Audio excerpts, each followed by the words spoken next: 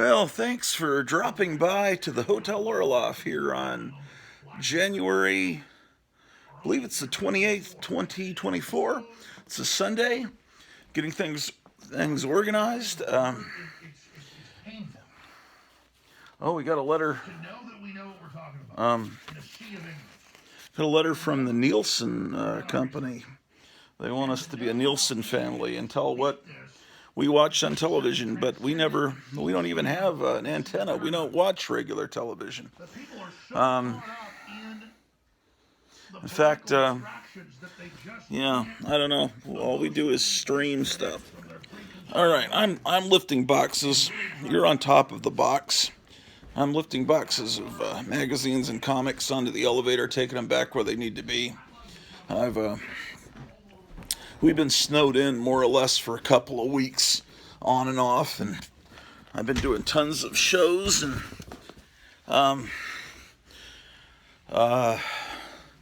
seems like I'll be bringing these boxes of magazines down. We'll go through them, and then they need to be taken back upstairs.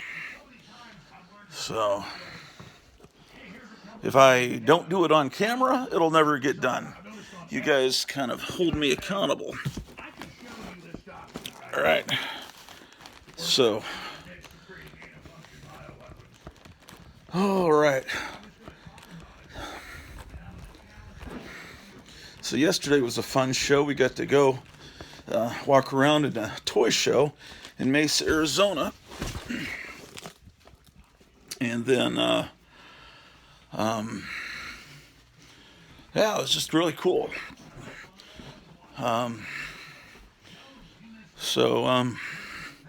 The snow is pretty much melting here now. It got up to into the 40s today.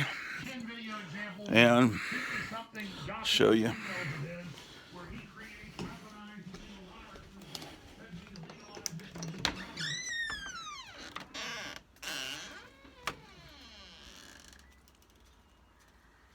See, it's all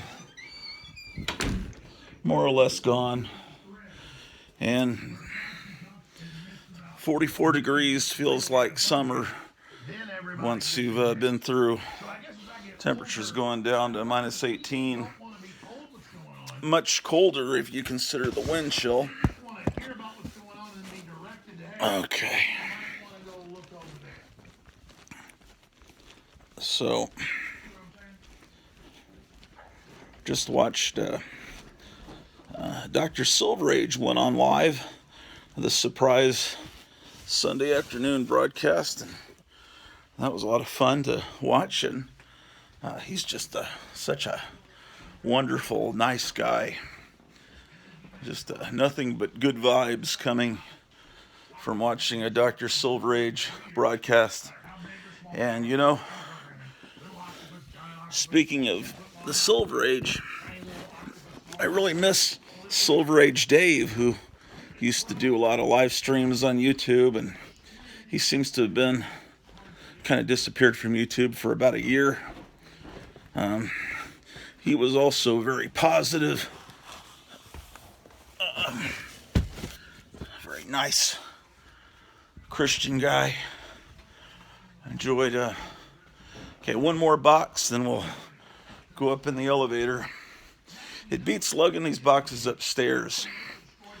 And this one's just a comic box. This is my Silver Age Batman comics and DC Special, it says. Okay.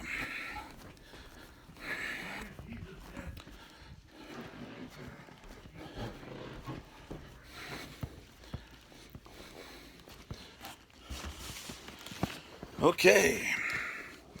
So we're in the elevator.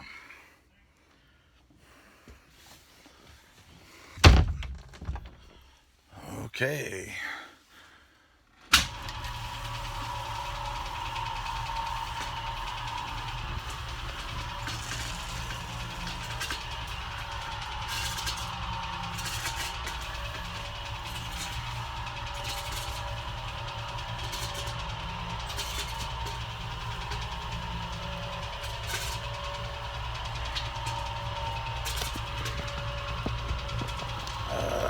Gosh.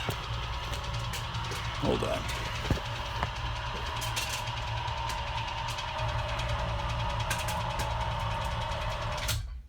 All right. Now, we are on the 3rd floor.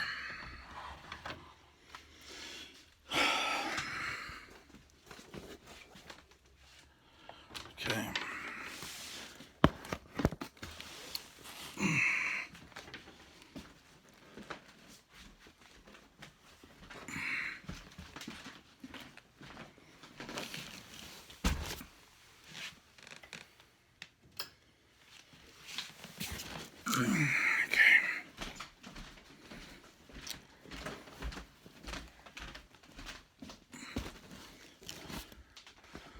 Okay.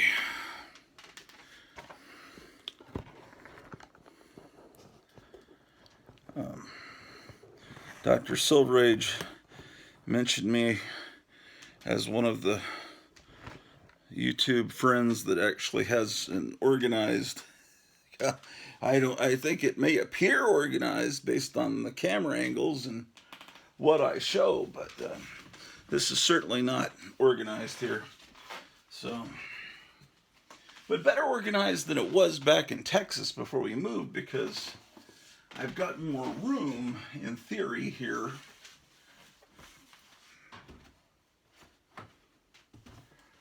Okay. So this box goes here. This box is... I was going to show these Fantastic Four books. Maybe I should do that to give us some content, ladies and gentlemen. Yeah, let's do that. Why not? Then I can put the box back up. I got all excited about Fantastic Four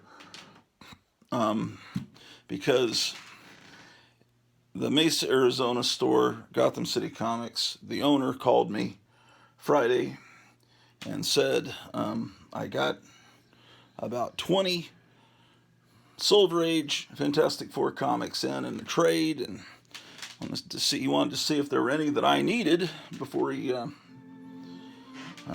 So that caused me to open up my Fantastic Four box, and he read the ones he had, and so there's 5 that I'll be getting at some point soon. Issues 82, 86 with a date stamp on it. 102, 109, and 114 are the ones that I'm going to be able to add to my collection that are that I don't have now. I've got a... Oh, this tripod is not working too well again. Oh well, terrible. So let's see. I started showing yesterday on the live broadcast, but I don't know how many of you watched that.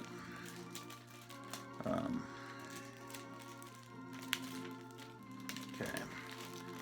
So my oldest Fantastic Four is number 15. So maybe I get more light if I move back. I don't know. I just showed you that. What? Sorry, ladies and gentlemen. Wait a second. I wonder if I can move these. Nah. Never mind. It's in horrible shape. And this one is 17, which is terrible condition. I have 22.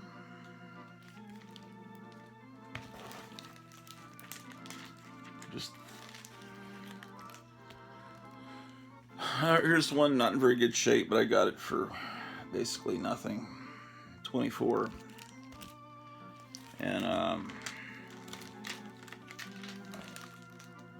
then I have 28, but without the cover. But it's interesting how they cut it out neatly around the this block of text. Anyway, take them the way you get them, I guess. Here's Number 29.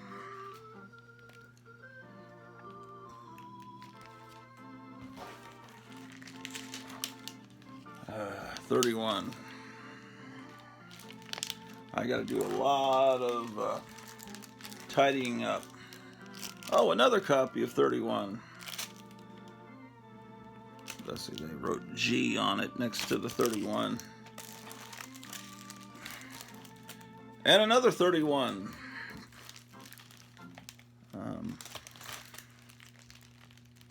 That was all unintentional. Here's 32.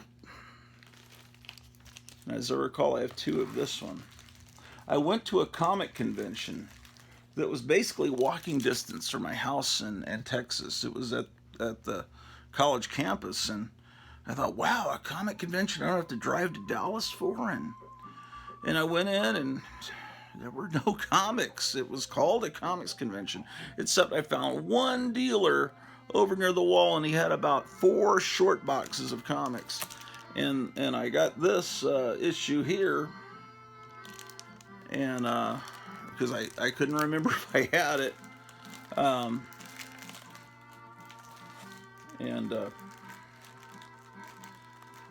Yeah, I mean, comics aren't very popular anymore. It was all Funko Pops and Japanese animation and cosplay and stuff like that.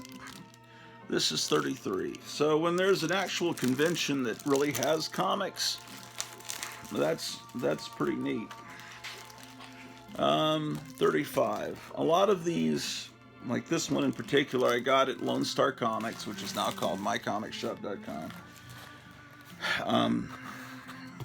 Back late 70s, early 80s.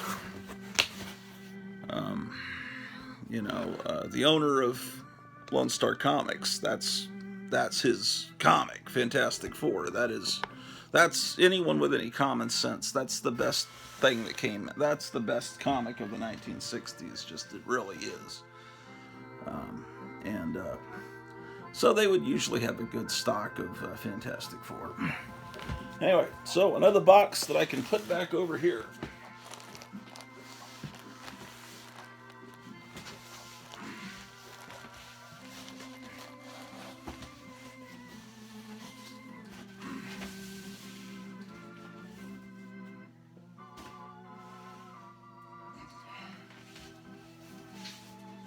Okay.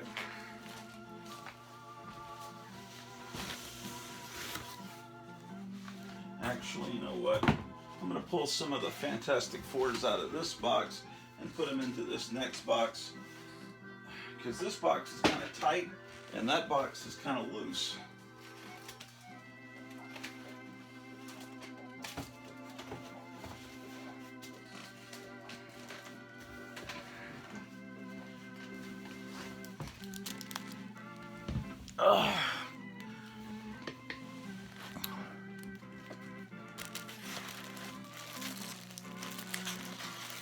Okay, here's 36.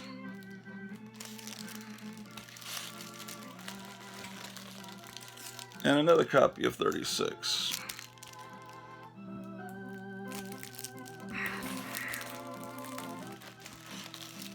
$37. I'm not selling my extra copies, especially not a Fantastic Four.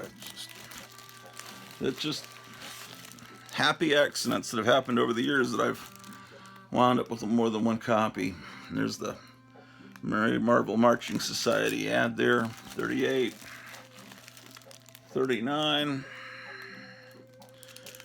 They have a little F mark there next to the 39, stating this is in fine condition. That was before the number rating system that's done today, the CGC thing. 41. But I wanted copies that were readable, that were intact. The staples are intact. Everything's there. That's what I was looking for, and that's what I would get. I mean, are they... This one says it's good.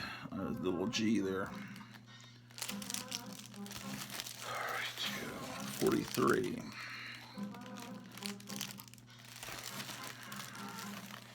Another 43.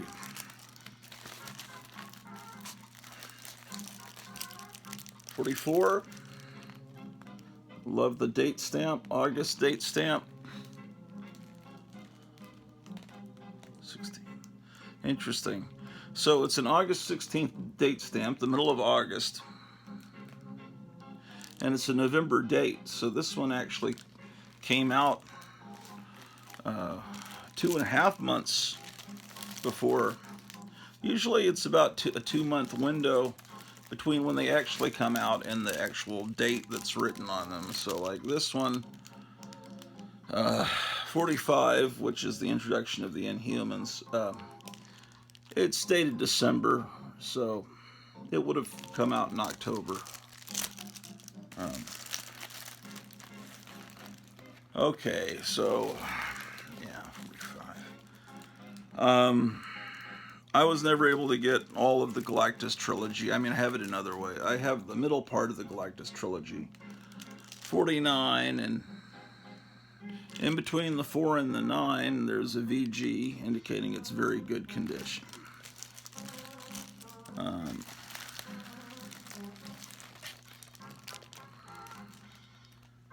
Here's 51.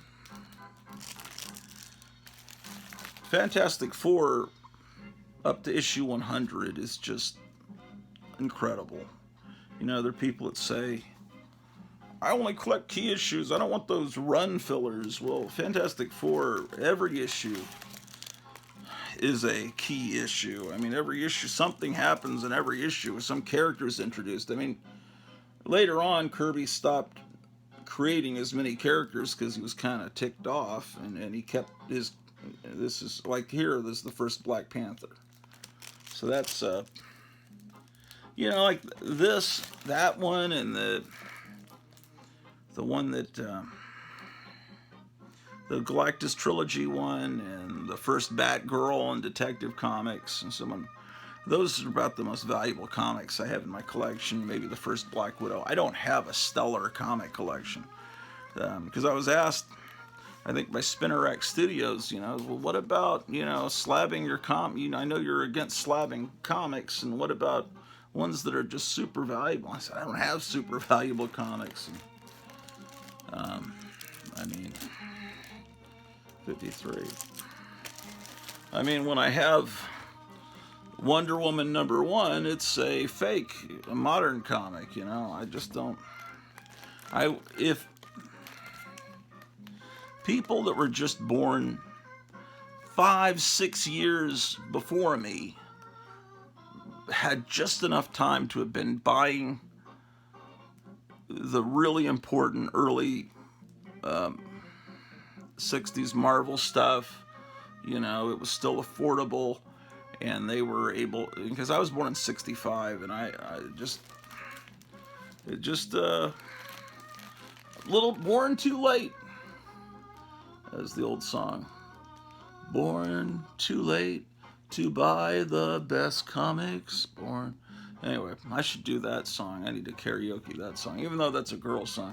Here's a floating head one, although some of them have shoulders. I think that's wonderful. That is the incredible issue 54. And, ooh, I've got 2 copies of it. Isn't that great? And I've got a wall plaque of that one over there, too. Okay, 55.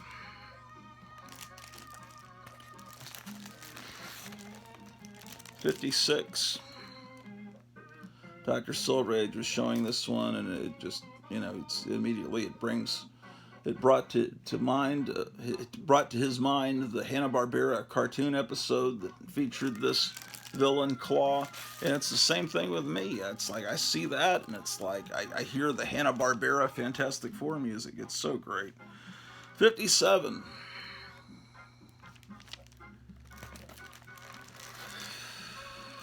'58.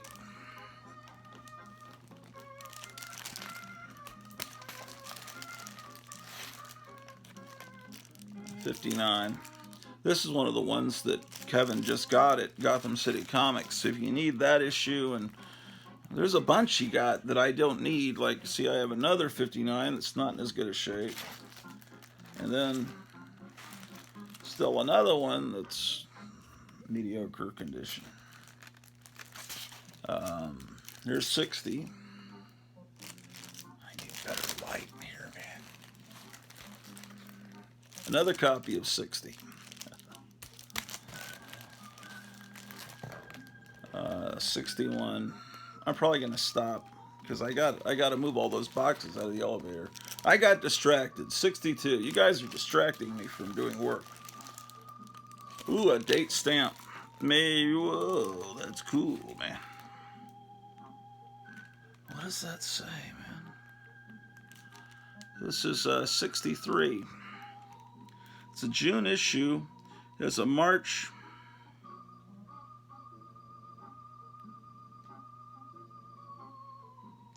It has a March 15th or 16th date stamp, but what I'm trying to figure out is what the year is. It almost looks like it says 2000, but this is obviously a 60s comic. I don't know. The thing that mattered was the month that it came out, so they would know when to pull it off the stands. Here's 64.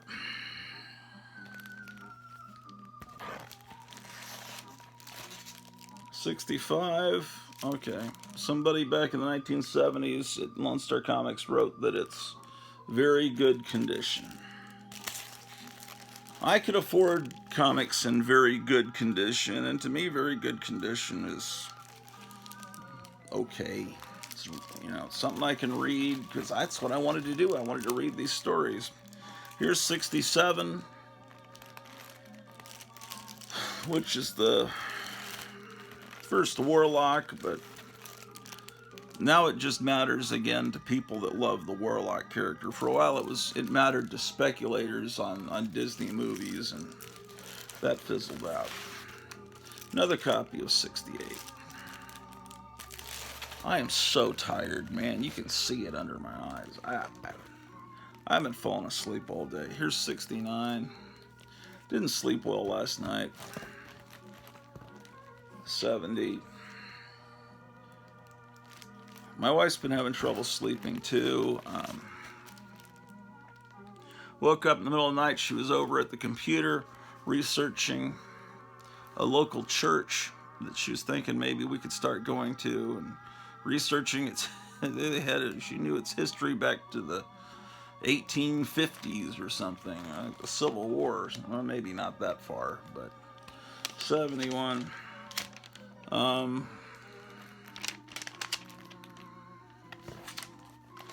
I think we all sense something is going to happen sooner rather than later, just geopolitically. I mean, don't you sense that? It just seems like you're watching every hour. You're kind of watching to see what's going to happen, because we're wrestling against powers and principalities, I believe. Yes, it's amazing how there's a lot of biblical stuff in these Fantastic Four comics. The Watcher is right out of the Bible, and you've got a herald of this kind of evil space god, and there's biblical stuff happening right now. I think we're in time. I don't know if this is Armageddon or the Book of Revelations opened up, but I think we're in for some rough times. This is 73, but all we can do is pray and stay positive and try to stay awake. Oh my goodness. This is one that he just got too, but I don't need another copy. This is one I tried to tape, Captain Strange Lifestyle, and failed. Strange Life used to use this way of folding over the tape, and sometimes it worked, and sometimes my sloppiness made it not work. That's 74. 75.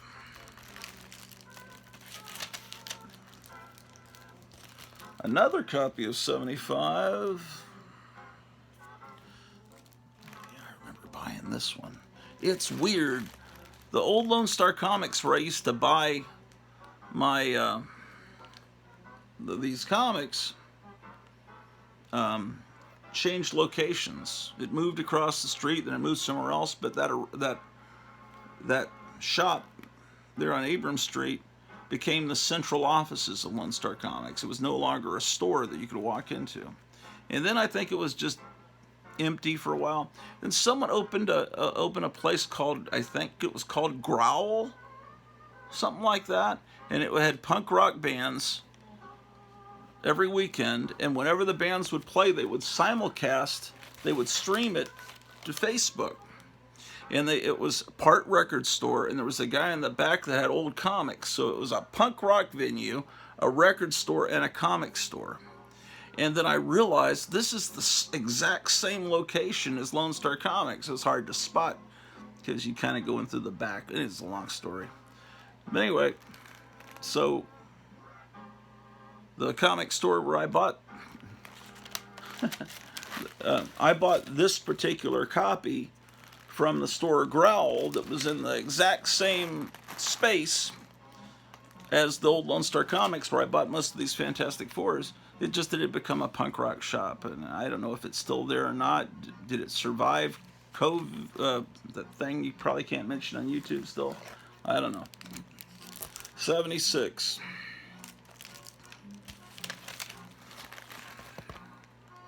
'77.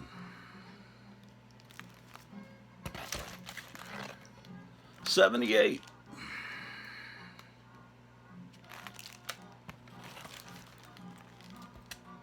Another copy of 78. 79. I think I've got a few copies of this one too. Yeah, there's another one. All right. Here's 80.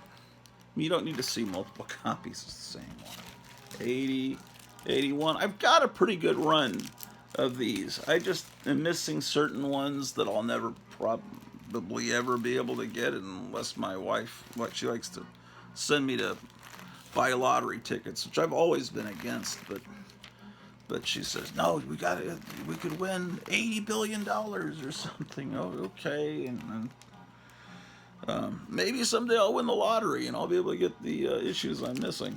84. No, the colors on this are so beautiful. 85. Marie Severin doing the wonderful shading. She was the colorist on most of these Marvel covers. She knew what she was doing. 87.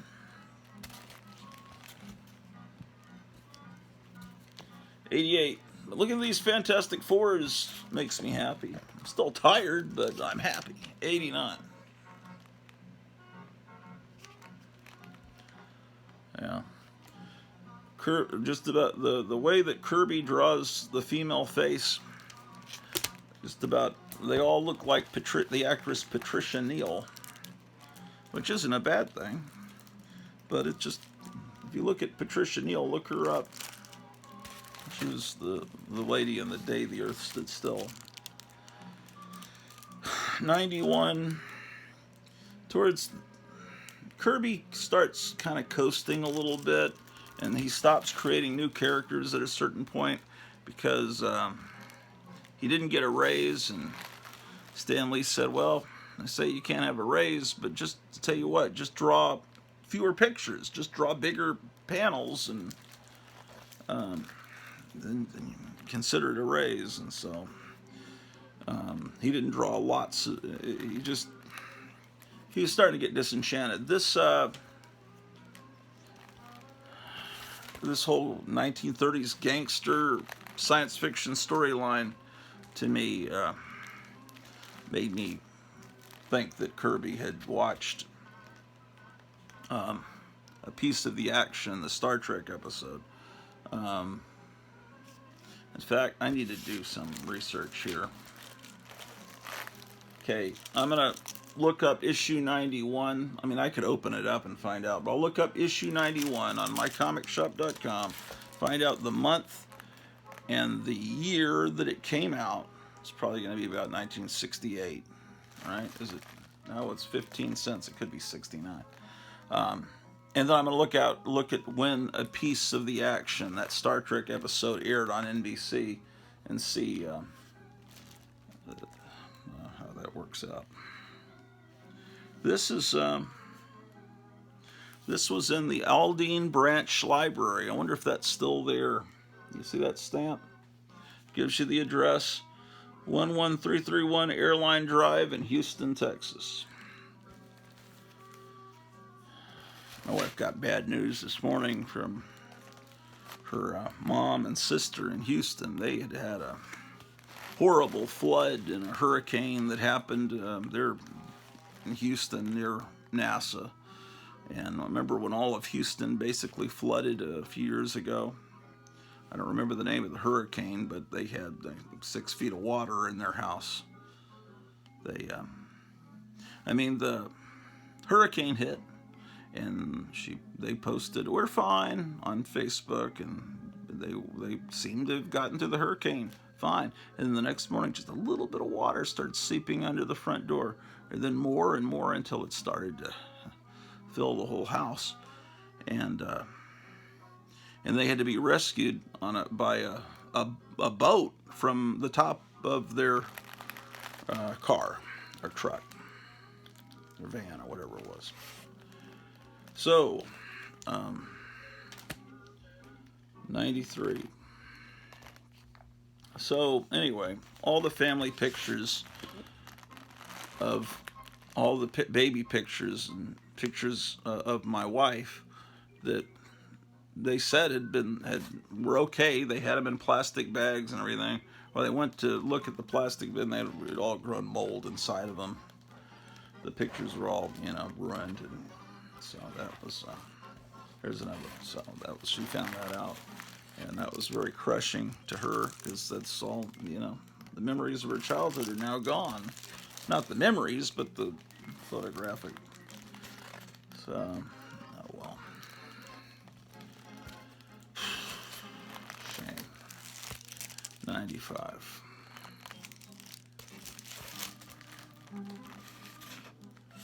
Another copy of 95. Yeah. 90, we're right about at the point where Kirby leaves and goes over to DC. 97, he's still there.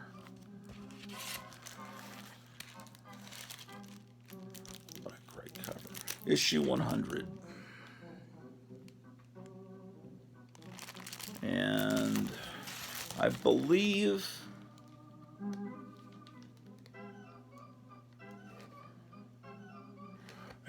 he's still here with 101. Another copy of 101. And then I'm missing 102 through 105. But by 106, he's not there anymore. 108. And I should show you the rest, but soon. Ooh, there's some Flash comics in here. Or is there? No, there isn't. I need to change that. Never write on the box. I see smart people like, who did I see it using Post-it notes? I think that was Metarog. Flash is no longer in this box. Now it goes through Fantasy Masterpieces.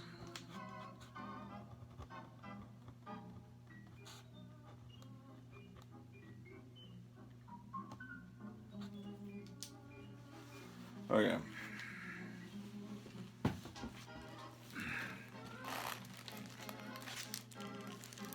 Oh, look at that. Origin of Toro. These are, this was a big revelation to a lot of kids in the 60s to see these Golden Age stories. Some of them were cleaned up a little bit because they were politically incorrect. Even then, in the 60s, they had to change a few little things here and there. Fantasy Masterpieces is great. Okay, so let's get the rest of those boxes off the elevator. Did we already get them off the elevator? No, we didn't. Oh, man.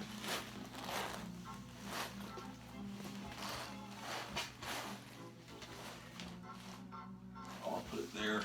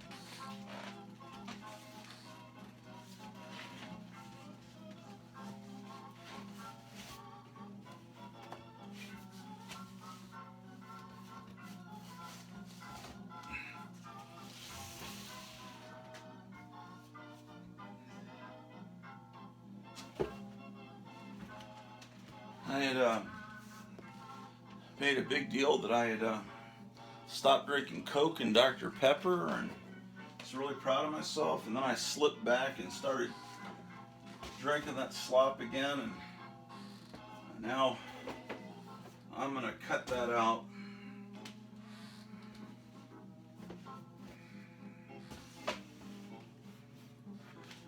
I don't know how, people that are addicted to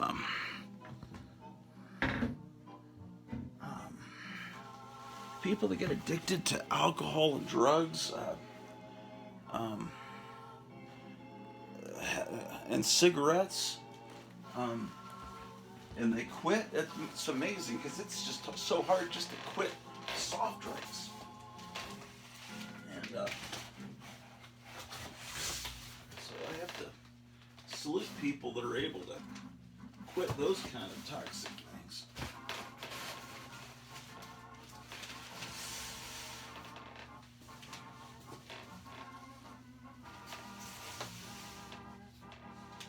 Okay, let's go get more stuff from the elevator.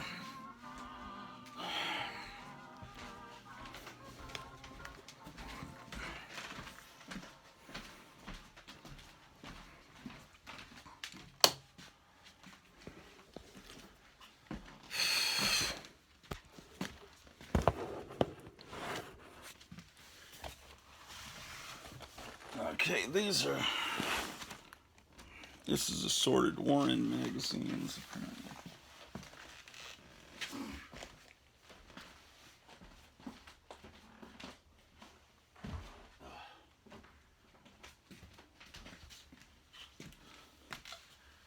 Okay, what is this box? Mad Magazine box number 1. We were looking at Mads recently, weren't we?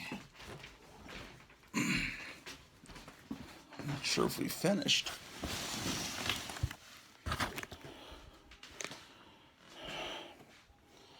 Okay, I'll set you down here.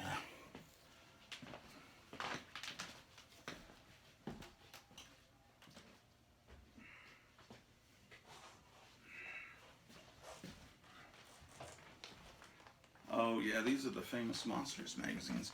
You guys were wanting to look at these.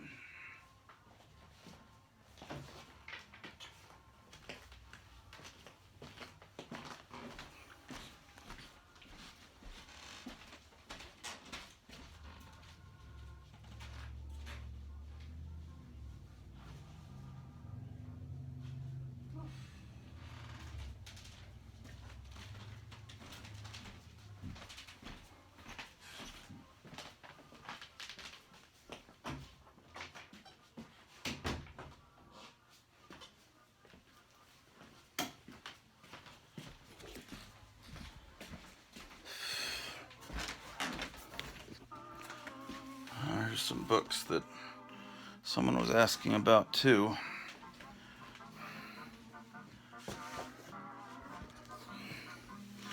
Okay, I showed this book that I got from Gotham City Comics, and I think Lead Paint asked to see it a little bit better because he was thinking about getting one. And it's a big investment because it's a pricey book. And that is this magazine. I don't remember how much it cost, but it was something high, like I think over $40.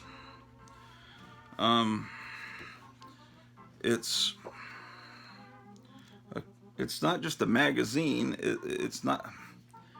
I mean, I think technically Illustrators is a magazine, but it's a magazine that's in that's in like a book form, kind of like do you remember Man, Myth, and Magic in the 70s? Wasn't it kind of like this? This is a revised and expanded edition. I need to spend some time with it. Here's old Harlan Ellison.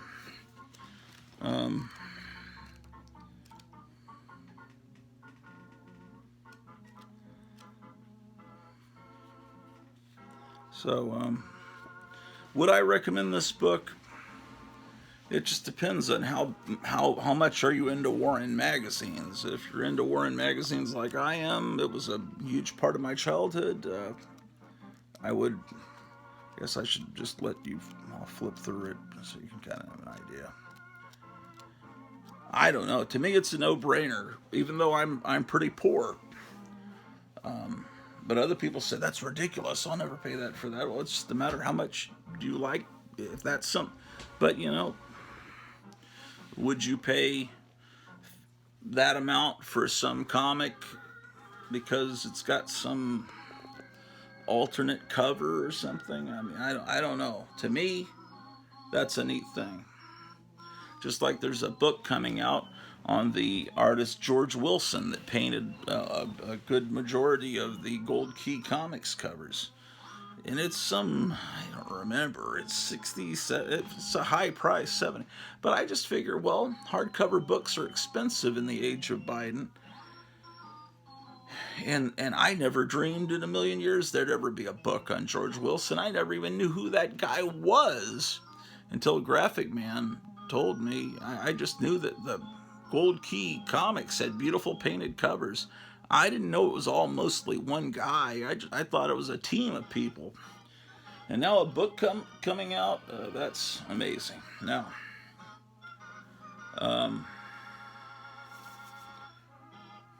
another thing that I would recommend that you can get from Gotham City Comics, if you call them up, just type into Google Gotham City Comics, Mesa, Arizona. This is a magazine also. EC Fan Addict magazine, or fanzine.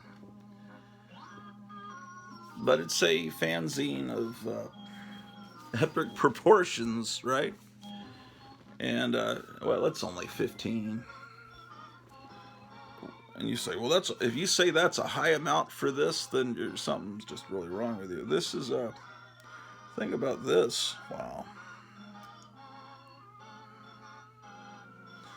Okay, see, this guy here, Roger Hill, one of the biggest EC fans, put this out and then passed away just, I think, less than a month after this came out. And they just had his funeral just a couple of days ago. There he is with his Aurora models and Jack Davis Frankenstein posters. So he was one of the original big EC fans, and this is a huge tribute to EC. Even just other projects done by EC artists like Dracula's Greatest Hits. That's a humor album with Dracula and other monsters singing songs, and the voices are done by Gene Moss, who you know from Roger Ramjet.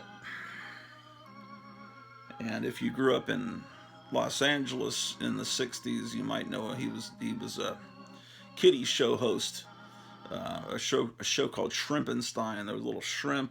Shrimpenstein was a little Frankenstein ventriloquist puppet, and he was like a Dr. Frankenstein that would manipulate the puppet, and there were all kinds of monsters that appeared on it, and they would play Marvel superheroes cartoons and things.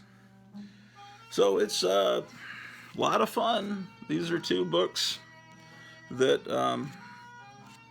I showed you before, and I would recommend that you obtain them. So, having said that being said, let's move forward.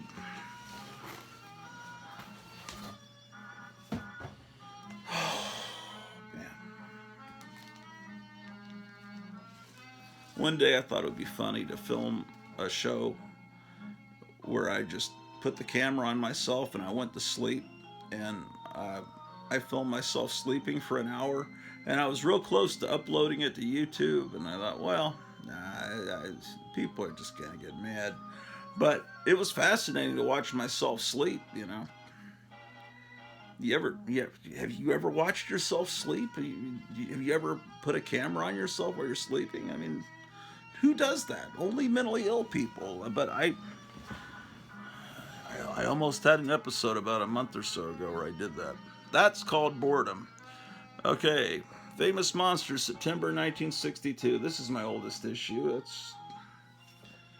Like I said, I'm not rich. I'd have all of them if I was Richie Rich, you know. This one, a lot of little kids, when they saw this on the newsstand back in the early 60s, it's a picture from London After Midnight, the painting, right? It says, read about the man who saw King Kong 90 times, and you think, gosh, if I watch King Kong 90 times, am I going to look like that? Because they thought the caption went with the picture.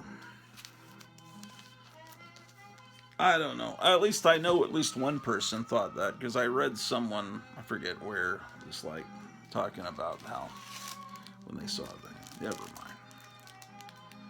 Here's number 34. Now these Dawn Post masks are, someone's bought out the Dawn Post studio, I've been told, and they're going to be putting out reissues of the classic Dawn Post masks from the 60s. Another copy of the same issue. Someone's been bugging me, I don't remember who, to show my Famous Monsters collection, even though I think I did it just a couple of months ago. So that tells me that some people don't watch every episode, but I imagine not many people watch every episode.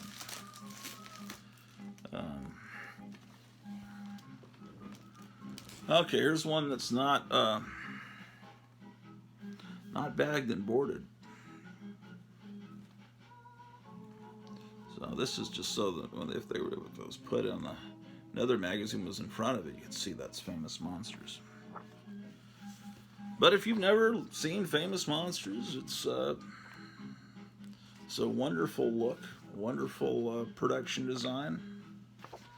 This is part of the monster craze that started in the late 50s, went throughout all of the 60s, and really lasted in the 70s until about the time Star Wars came out. What people don't realize is how big Frankenstein was in the early 60s. There were songs about Frankenstein, there were model kits you could get, posters, magazines that had Frankenstein on the cover very often. Isn't it fancy when you say often instead of often?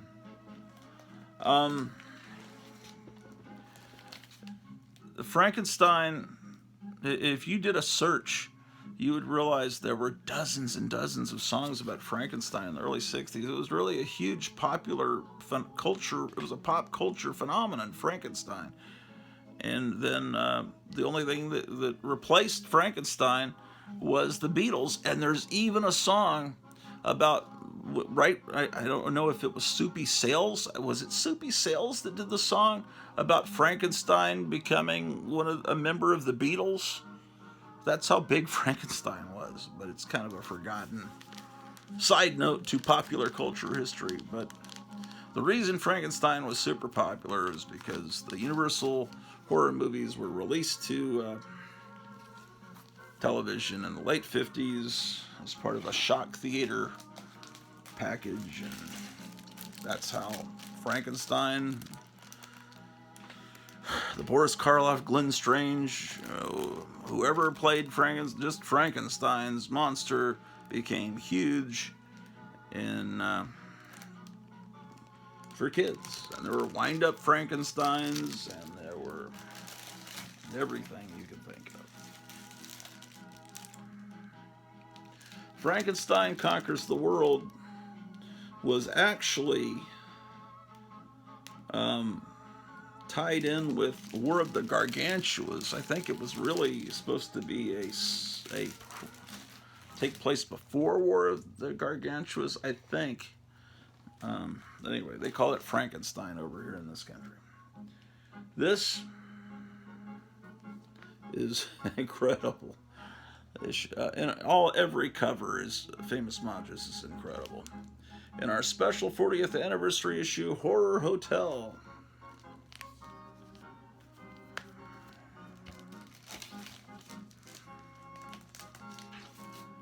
You know, I was buying tons of these Famous Monsters, you know, as much as I could, anytime I could find them, about the same time that I was buying those Fantastic Fours I showed you.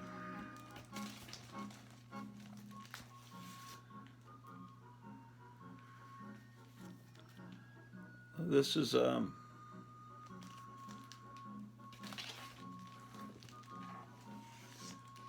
can't tell you how. I mean, this is not just Forrest J. Ackerman. I mean, Forrest J. Ackerman was great because he had a huge collection of movie stills. He had and knowledge. He certainly didn't really challenge you to read his because his stuff was written for 7-year-olds. But the thing that was great about Famous Monsters was all the stills that Forrest J. Ackerman provided, and the beautiful paintings. So James Warren, to me, because I don't think it was Ackerman hiring the artist. Maybe I need to do a little more research, but the production design is what made these magazines great. The look of them, everything about them, the logo, which is the logo was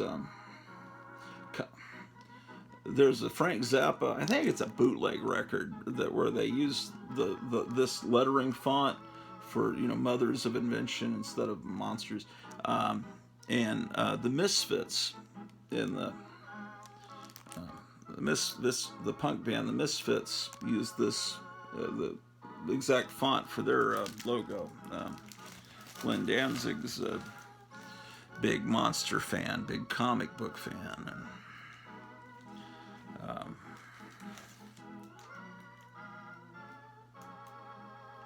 I just love looking at these things. It cheers me up. I think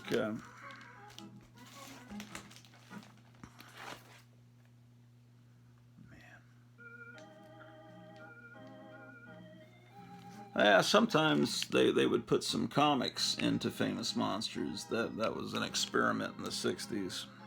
New comic strip featuring the monster from 1 million BC.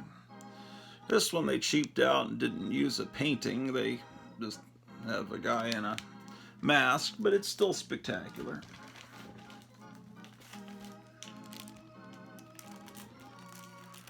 Sometimes you look at it and you think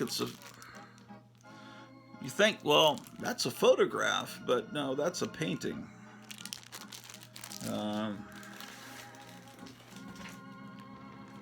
I think I've got a bunch of copies of this issue. Number 50. Over the years, I think I acquired. There's another one. Ad for Blazing Combat on the back. and another one. And I think there might even be another one in the magazine rack in the other room. I need to go check. This one, 51, I remember when I was in 4th grade, and a kid had a red wagon with a bunch of magazines, and he was doing a paper drive for his church, right? And this magazine was there. I remember flipping through it, and I guess I could have offered him a quarter or 50 cents. Could I have that magazine? But I don't know. I guess I just thought it was sacred that it was going to this paper drive for this church. But I didn't even think about trying to get the magazine from him. But it was going off to a paper drive. I don't know if that magazine got pulped or sold or what happened to it. I remember it has pictures from Barbarella in it, and I remember thinking, boy, this looks like a strange movie. Okay, here's 53.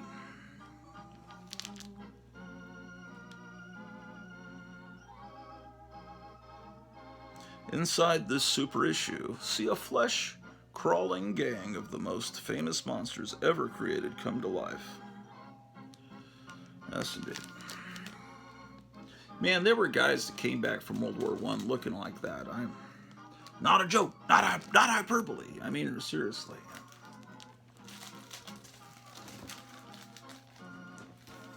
Another copy of the same issue. Another copy of the same issue. Here's 54.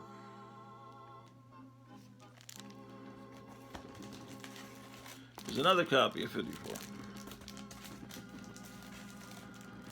Land of the Giants. Yes, indeed.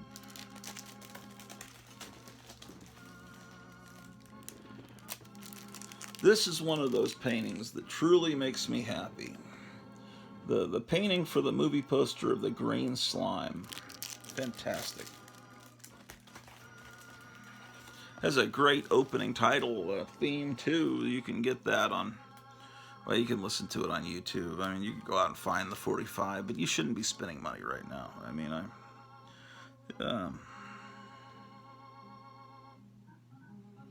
I don't know. Some people say you should have 2 months of water. Some people say 6 months of water. I don't know. And food. Who knows what they're going to try to do. Now they're talking about, they've been talking over at the World Economic Forum about releasing Disease X in a couple of months. It's like somehow they just magically know that something new is going to pop up. Probably because they're the ones that are going to release it. But I think so many people have, reporting what they're talking about that maybe they won't do it because it just, everyone's on to them, I hope. 61.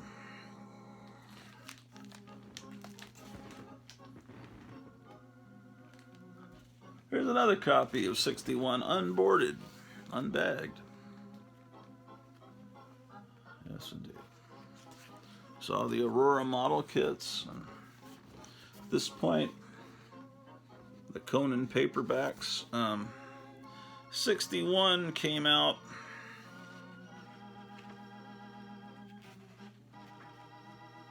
January of 1970. So what month in 1970 did Marvel's Conan the Barbarian comic book come out? I'm not sure.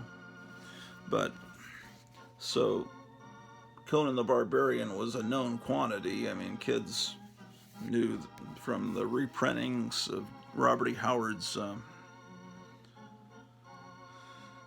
stories in paperbacks in the late 60s, they knew about the character.